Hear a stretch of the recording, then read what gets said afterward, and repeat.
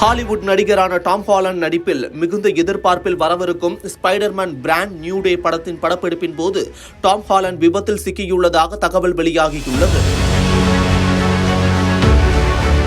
Marvel படங்களுக்கு மட்டும் இல்லாமல் ஸ்பைடர்மேன் படத்திற்கும் ஸ்பைடர்மேனாக நடித்த டாபி, ஆண்ட்ரூ ஃபீல்ட், டாம் ஹாலண்ட் என மூவருக்கும் உலகம் முழுவதும் ரசிகர்கள் உள்ளனர்.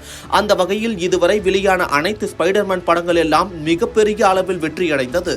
அது மட்டும் இல்லாமல் ஸ்பைடர்மேன் நோ வே ஹோம் படத்தில் 3 ஸ்பைடர்மேன் கதாபாத்திரங்களும் ஒன்றிணைந்தது ரசிகர்கள் மத்தியில் பெரும் வரவேற்பை பெற்றது. அதனைத் தொடர்ந்து ஸ்காட்லாந்தில் உள்ள கிளாஸ்கோ என்ற இடத்தில் படப்பிடிப்பு தொடங்கப்பட்டு நடைபெற்று வருகிறது. 2026ஆம் ஆண்டு ஜூலை 31ஆம் தேதி இப்படம் வெளியாக உள்ளது. இப்படத்தில் டாம் ஹாலண்ட், ஜெண்டயா, ஜாக்கப் பேட்டலான் போன்ற பலர் நடித்து வரும் நிலையில் படப்பிடிப்பில் நடிகர் டாம் ஹாலண்டுக்கு விபத்து ஏற்பட்டுள்ளதாக தகவல் வெளியாகியுள்ளது. படப்பிடிப்பில் ஸ்டண்ட் காட்சிகளை படமாக்கும் போது இவ்விபத்து ஏற்பட்டுள்ளது. தலையில் ஏற்பட்ட காயம் காரணமாக மருத்துவமனையில் அனுமதிக்கப்பட்டுள்ள நடிகர் டாம் ஹாலண்டுக்கு லேசான மைல்டு கன்கஷன், அதாவது தலையில் ஏற்படும் ஒரு தற்காலிக காயமாகும். இது மூளையின் செயல்பாட்டில் தற்காலிகமாக பாதிப்பு ஏற்படுத்தும் என்று கூறப்படுகிறது.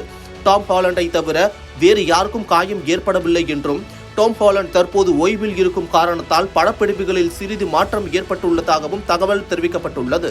விரைவில் அவர் முழுமையாக குணமடைந்து படப்பிடிப்புக்கு திரும்புவார் என எதிர்பார்க்கப்படுகிறது.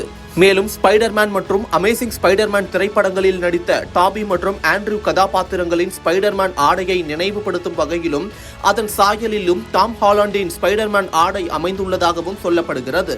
ஷாங்-சி and the legends of the ten rings திரைப்படத்தை இயக்கிய டெஸ்டின் டேனியல் கிரீட்டோவே இப்படத்தையும் இயக்கி வருகிறார் என்பது குறிப்பிடத்தக்கது.